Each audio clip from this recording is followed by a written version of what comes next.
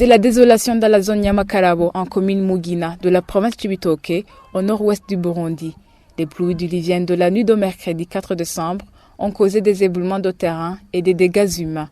Ce sont les collines de Nyemhundu, Rukombe, Gikomero et Guamagasha qui sont les plus touchées. Les collines voisines du Rwanda n'ont pas été épargnées. Épaulés par des agents de la Croix-Rouge, des rescapés ont passé toute la journée de jeudi à rassembler les cadavres et à les transporter sur des civières de fortune jusqu'à des endroits hors de danger.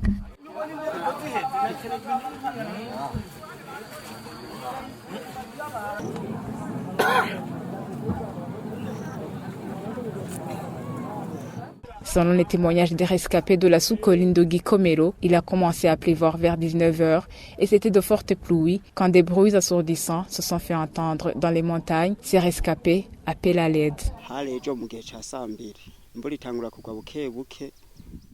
C'était hier vers 20h, des fortes pluies sont tombées. Après un certain moment, des montagnes ont commencé à glisser. Nous avons vite quitté nos maisons. Malheureusement, les uns ont été emportés par l'éboulement. Ils sont morts. Nous demandons de l'aide.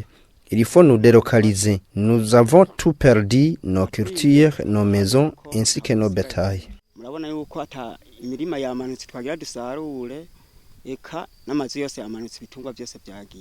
Le gouverneur de la province de Cibitoke, Joseph Iteliteka, s'est rendu sur les lieux pour réconforter cette population sinistrée. Selon lui, le bilan peut s'alourdir.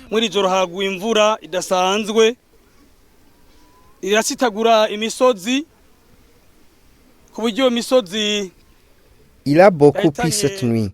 Les précipitations ont fait écrouler des montagnes. Des vies humaines sont perdues. Nous avons déjà trouvé 24 corps sans vie sur cette colline de Nyemhundu. Les 7 blessés sont transférés dans les différents hôpitaux de Cibitoke. C'est vraiment un coup dur. Nous consolons les familles qui ont perdu les leurs. Nous demandons aux habitants proches de ces collines touchées par l'éboulement de quitter cet endroit.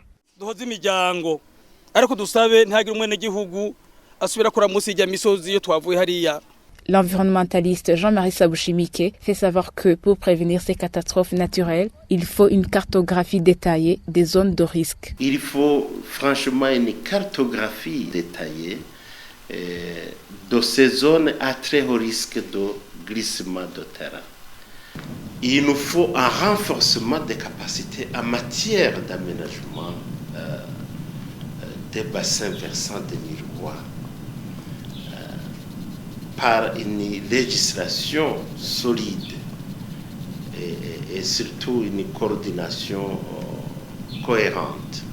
Il faut savoir intégrer ces risques de catastrophe dans les programmes et plans de développement au niveau provincial, au niveau local. Le gouverneur de la province de Cibitoke a indiqué qu'une commission a été mise en place pour préparer les obsèques.